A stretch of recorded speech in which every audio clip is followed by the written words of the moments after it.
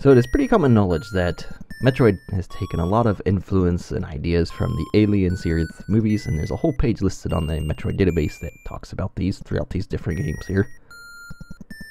And it really is interesting to see all the different ways that perhaps these Metroid has taken and sort of traded off with its own game. So with that in mind, I was going to look today at Eris 2012, the remake, since this is not the first one, obviously.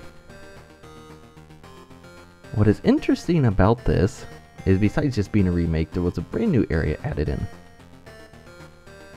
And with that sort of, I guess, bonus area, digital mantra, whatever you want to call them, he put in this little bonus area, and it's does a little more than just these very similar references and stuff to the movie series. It's very obvious he wanted to do a little bit more than, it's like, oh hey, Metroid's already shares all this, everybody knows that, there you go. Instead of doing that, decided he would put in something else. And now to get there, it required you to pick up, I believe, at least 10 power bombs, maybe 9.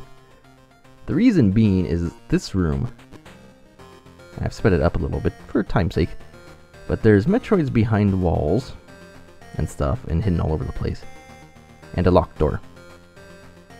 Now you have to collect the power bombs in order to open the door, because you can't hurt these Metroids through the wall without power bombs. So in a nice little way, it also encourages the player to go explore a little bit, find some items.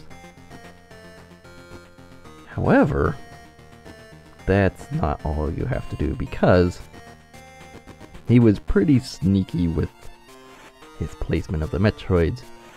I mean, there's this little secret down here, which is kind of obvious. But then this room, it kind of looks like it ends, but there's a Metroid, breaks through the floor. And obviously with that, you can't actually see the blocks enemies can break. Bombs won't show them or anything. Then there's another secret. And oh, it's just missiles. Not quite. There's more, because if you go back up, the door is still locked. And then it's like, oh hey, Metroid.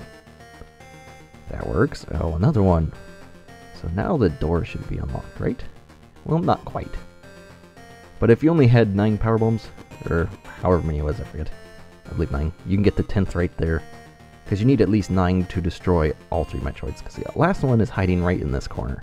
It's a very sneaky spot, but it's still visible. I like this hiding spot. It's a pretty good spot. So you need the 9 for the Metroids and the 1 for the statue up above. Which, if a Metroid happens to drop you a power bomb, one of the ones you can reach, then that's obviously another bonus. So it encourages the exploration throughout the game in order to get there. And then you've got very interesting super tight room.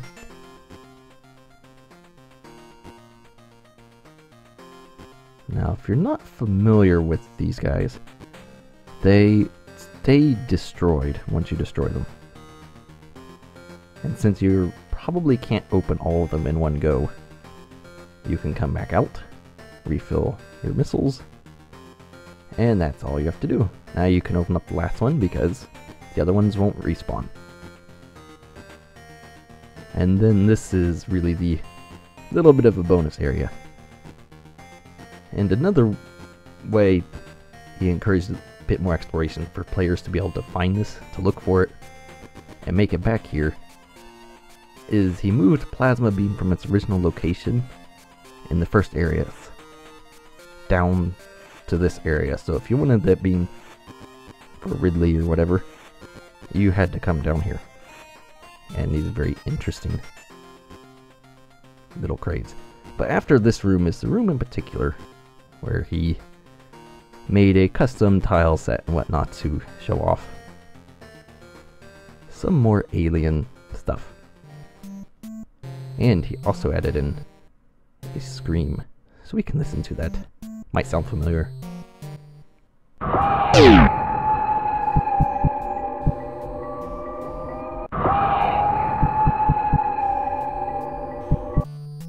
So that's the space jockey from the Alien series. He made that to a tile set, put it in the background, kind of like, hey look, Metroid already has a lot of alien stuff. Here's another one. We'll just put the Space Jockey in there. And so that's a very interesting little bonus area he threw in with more alien stuff. And then he decided to scare the player with a big Metroid. This was a very good use of frightening Metroid stuff. The big Metroid is not something you expect to see just randomly pop up from places. So there's the big Metroid, and then in here we've got the plasma beam. So that was the extra special, I guess, alien reference in the 2012 edition of Super Metroid Eris. And if you haven't played the hack, I recommend you do. I mean, not just for this, the hack overall is really good, so you should give it a look and find this area back here because it's pretty cool. So with that, we will see you for the next All Out, whatever that's going to be, and we will see you later.